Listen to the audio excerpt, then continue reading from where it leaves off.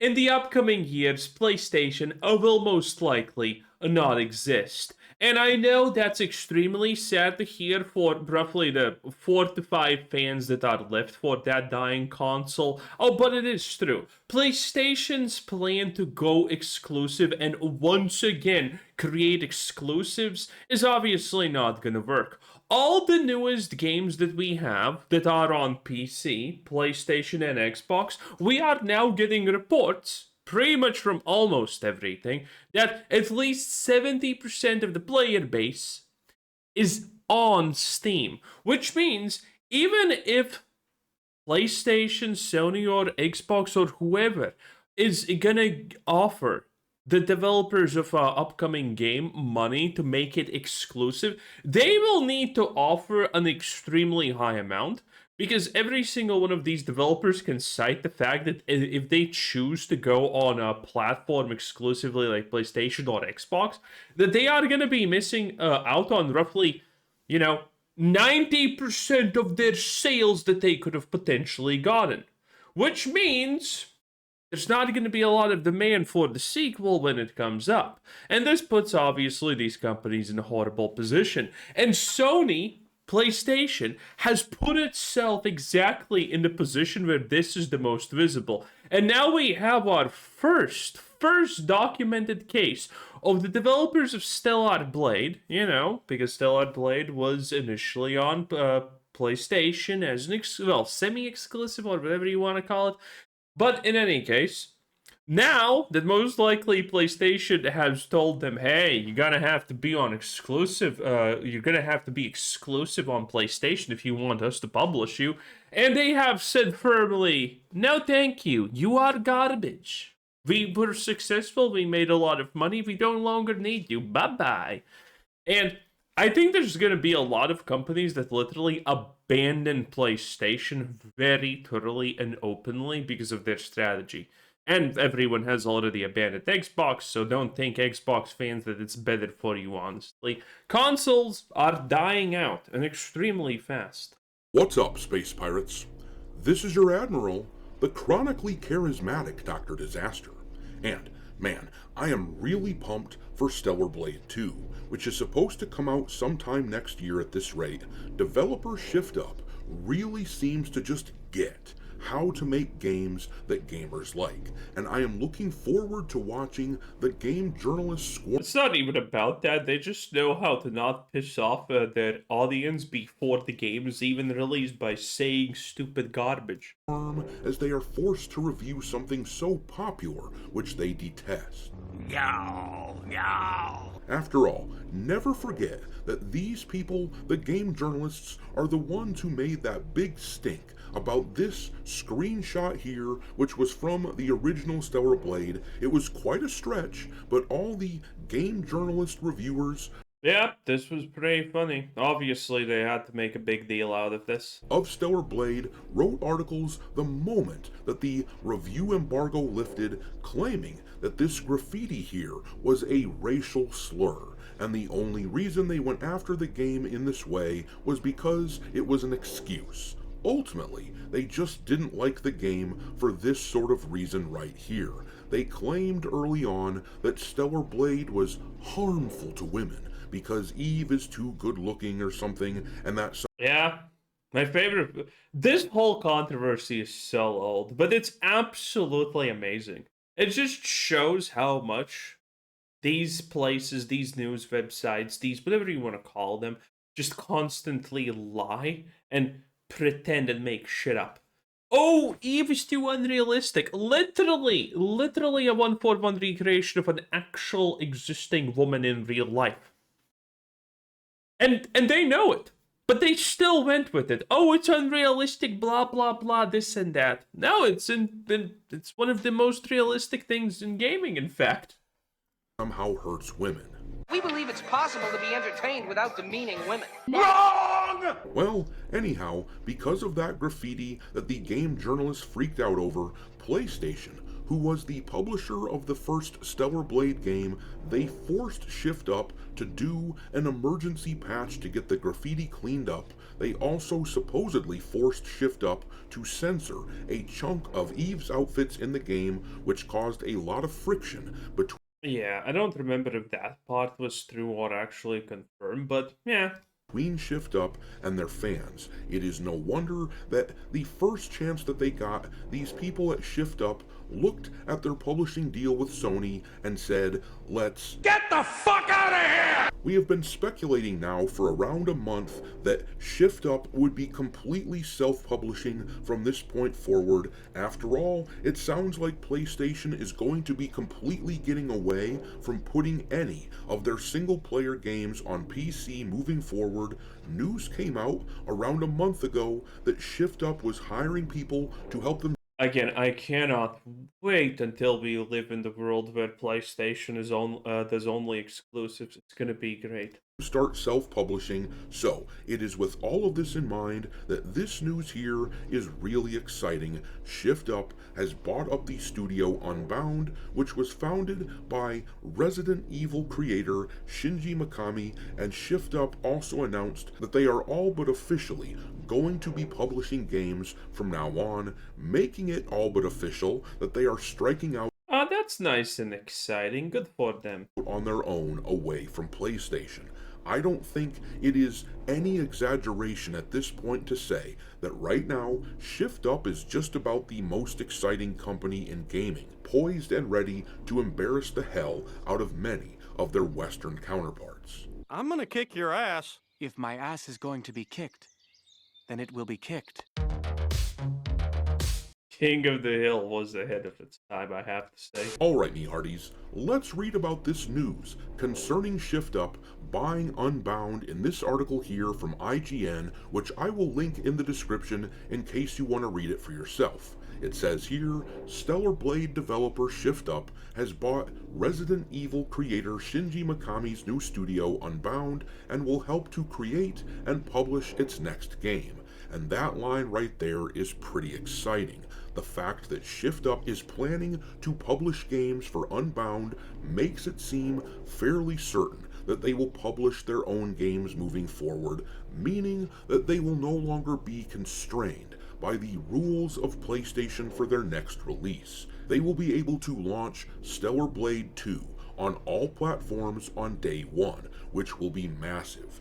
After all, they couldn't release on PC for their first game until after the game had been out for a year, and yet they still managed to sell around 2.5 million copies on the Steam platform alone.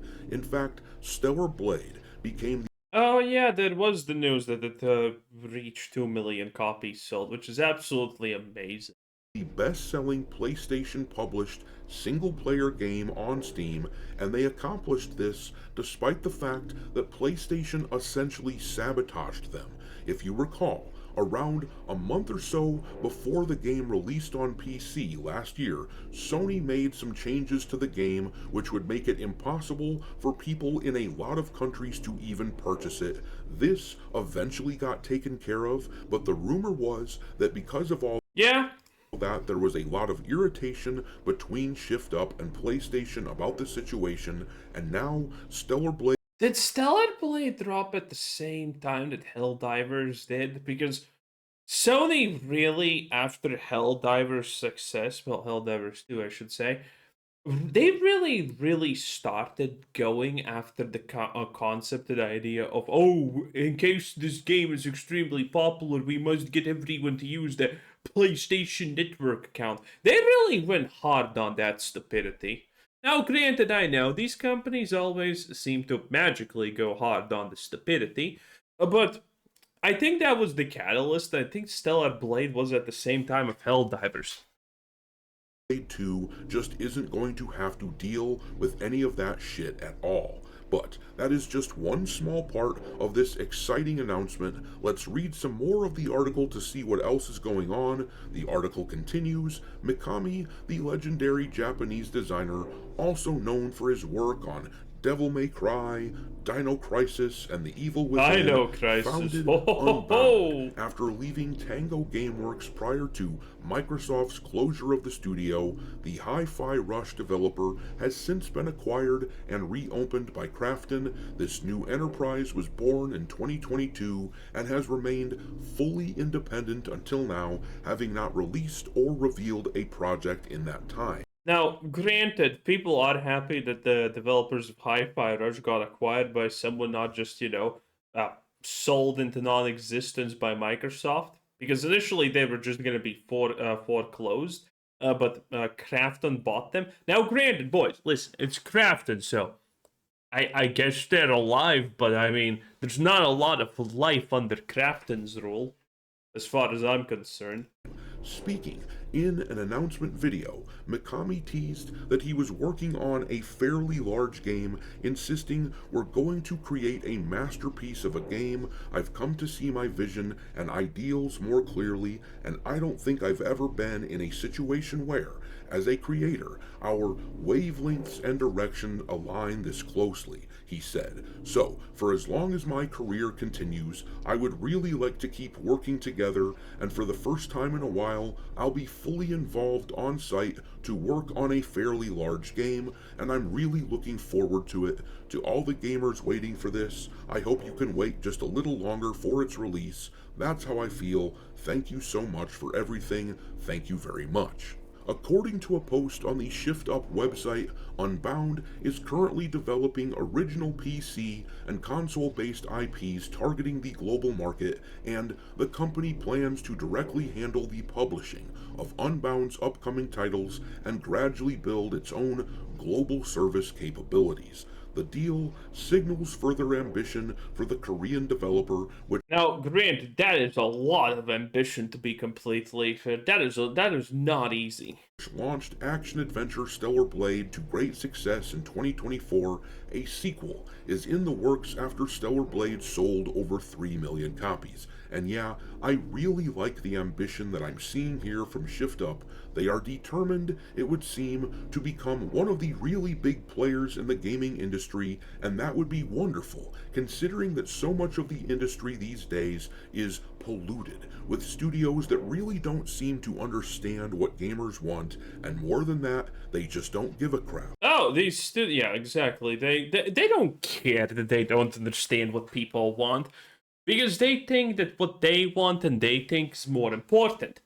Now, granted, they seem to also not understand that they are not the one that, buys their own product, and that's kind of the big issue for them.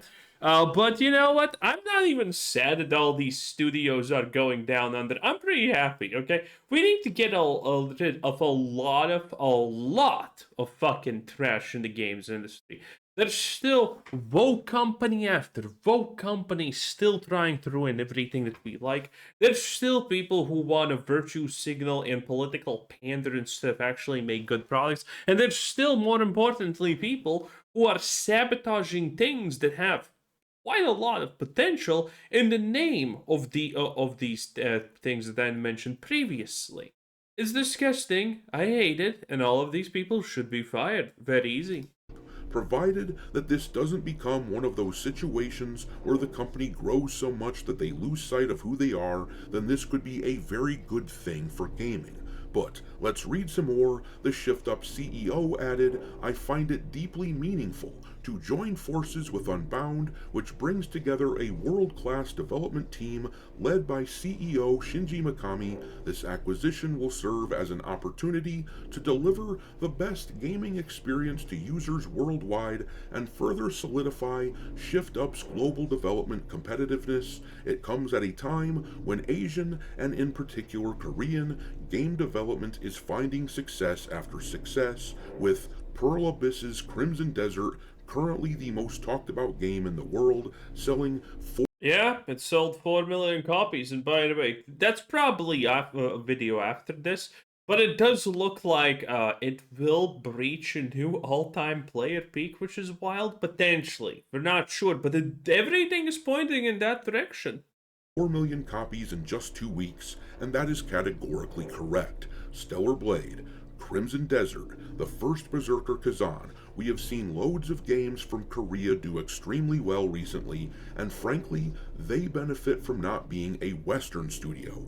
Too many Western studios have a couple of major problems causing havoc in their ranks. First of all, they are infiltrated by woke weirdos who would never even consider. Yeah, we know all about that one. A lot of Western studios are complete trash and have destroyed their reputations to an unbelievable degree, where people are just fans of the idea of a Western studio failing. And you know what? That's absolutely obviously deserved. They have done so much damage, so much ignorance on display that fail. Fail, what can I say? Most people agree, fail. We don't like you, we don't care about you. What the hell do you think this is? You're gonna make an almost decent product but ruin it at the last moment and we need to praise you for that? Wrong industry, buddy. Wrong industry. That's called the government. In any case, that was a Doctor Disaster. 10 out of 10. Bye.